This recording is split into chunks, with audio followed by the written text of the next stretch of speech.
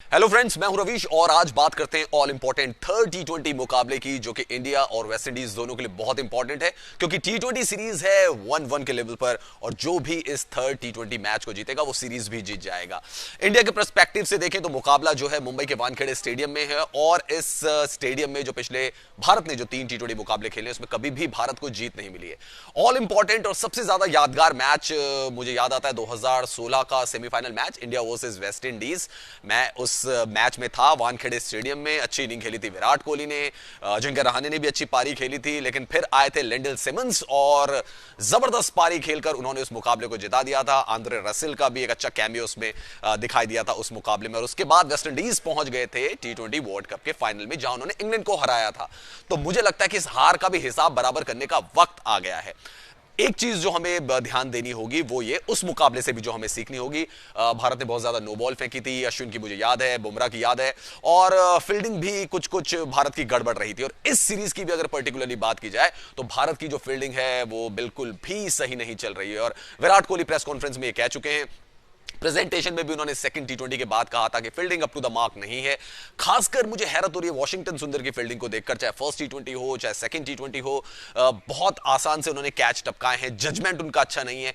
चलिए, सबने कहा कि हैदराबाद में जो स्टेडियम है बहुत बड़ा स्टेडियम है, फ्लड लाइट ऐसी है कि आंखों में रोशनी पड़ती है, तो फिर वही सन ग्लासेस भी हैं, डिफरेंट टाइप के गॉग्स आते हैं, आप उनको लगा सकते हैं, फील्डिंग में यूज कर सकते हैं, लेकिन ऐसा नहीं हो रहा है। और हमने देखा कि सेकंड जो टी20 था भुवनेश्वर कुमार ने 2 चांसेस बनाए थे, लेकिन गेंदबाज की मेहनत पर पानी फिर गया क्योंकि आपकी फील्डिंग बिल्कुल भी अच्छी नहीं हो रही है।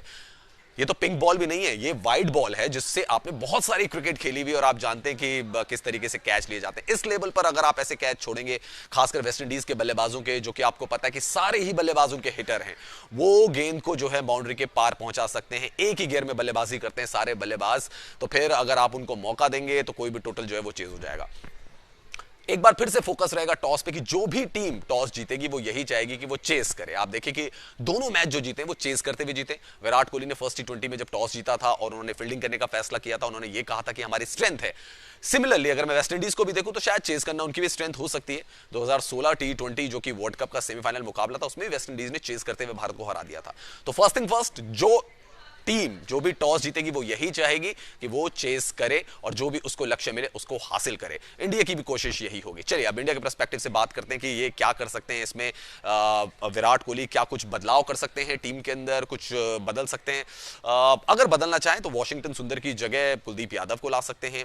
मोहम्मद शमी की क्या जगह बनती है, क्योंकि भुवनेश्वर कुमार ने अच्छी गेंदबाजी की है, चार की गेंदबाजी थोड़ा अप एंड डाउन रही है, रन बहुत उन्होंने पिटाए हैं, लेकिन जो उनकी पिछली सीरीज को अगर हम याद करें तो वहां तो उन्होंने बांग्लादेश के खिलाफ जबरदस्त गेंदबाजी की थी। मिशन 2020 का वो अहम हिस्सा है, स्विंग करा लेते हैं बॉल को, और वो ये भी कह सकते हैं कि भाई मेरी गेंदबाजी में कैच भी तो बहुत सारे छूटे हैं। तो मुझे लगता है कि शायद एक सिचुएशन ऐसी होगी जहां पे विराट कोहली लगता नहीं कि प्लेइंग 11 में कुछ बदलाव करना चाहेंगे। क्या रविंद्र जडेजा को बाहर बिठा सकते हैं, उनकी जगह किसी को ला सकते हैं? थोड़ी सी पॉसिबिलिटी मुझे कम लग रही। एक बदलाव कर सकते हैं शायद विराट कोहली। चलिए, बैटिंग ऑर्डर की भी बात करते हैं। शिवम दुबे को भेजा था नंबर 3 की पोजीशन पर, लेकिन यहां शायद ऐसा ना करें, विराट कोहली खुद नंबर 3 पर आए और विराट कोहली एक माइलस्टोन को छू सकते हैं। 1000 रन टी20 क्रिकेट में इंडिया में वो पूरे कर सकते हैं, ये उनके पास एक अपॉर्चुनिटी होगी।